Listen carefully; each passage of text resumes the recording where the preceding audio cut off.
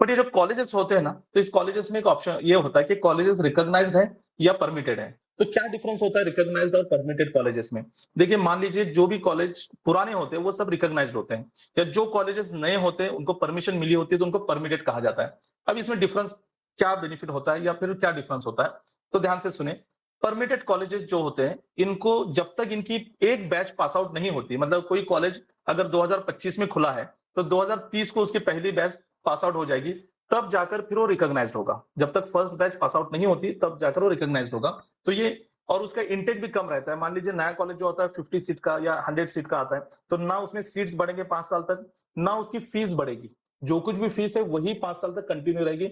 अगर FRA, fees regulating authority, अगर वो बढ़ाता है फीस, तो ही बढ़ा पाएंगे, खुद की मन मर्जी से वो फीस बढ़ा नहीं सकते। तो एक बेनिफिट होता है। सेकंड चीज क्या होता है कि बहुत सारे नॉर्म्स होते हैं रिकॉग्नाइज करने के लिए, अगर वो फुलफिल करते हैं तो ही उसको रिकॉग्नाइज किया जाता है।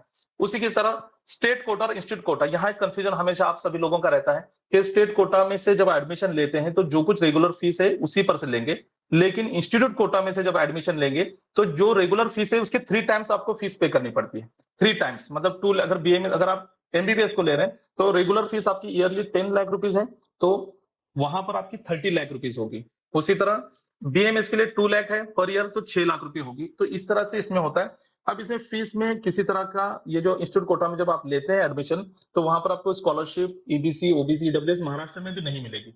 अब जैसे मैंने पहले कहा कि अदर स्टेट में नहीं मिलेगी, महाराष्ट्र में सभी को मिलेगी, पर महाराष्ट्र में से अगर आप इंस्टीट्यूट कोटा से एडमिशन लेते हैं तो आपको कोई सहूलत नहीं मिलेगी। सेकंड चीज अभी आपको वो भी बता देता हूं कि डोमिसाइल, मतलब महाराष्ट्र में 85% सीट्स है सिर्फ महाराष्ट्र के स्टूडेंट्स के लिए है, वहां पर बाहर का पेरेंट नहीं आ सकता। बट जो 15% एनआरआई कोटा होता है उसमें बाहर के स्टूडेंट्स आ सकते हैं।